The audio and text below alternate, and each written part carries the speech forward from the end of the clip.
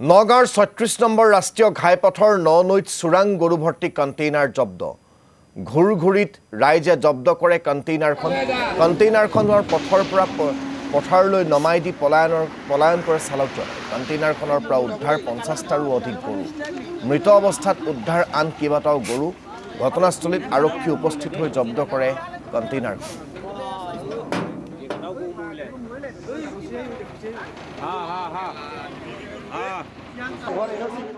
ঘটনাটো কি হৈছে মানে আজি আপোনাৰ এই প্ৰায় আজি ৩-৪ মাহ মানে আমাৰ ইয়াত গৰু চুৰ হৈ আছে আপোনাৰ ৰাইজে মানে আপোনাৰ দিনে ৰাতি সজাগ হৈ আছে এতিয়া প্ৰায় আপোনাৰ এই গৃহস্থ ওলাইছে গৰু চুৰৰ গৃহস্থ ওলাইছে তাৰপিছত আপোনাৰ পুলিচে আহি পাইছে পুলিচে এতিয়া আপোনাৰ পুলিচক আমি সুধিছো যে গৰুবিলাক আপোনাৰ গৃহস্থ যে ওলাইছে এনে দিয়ে নেকি কোনো পুলিচৰ এটা মুখৰ টু শব্দ এটা নাই এতে দিয়ে নিদিয়ে কোনো এটা শব্দ নাই কিন্তু আপোনাৰ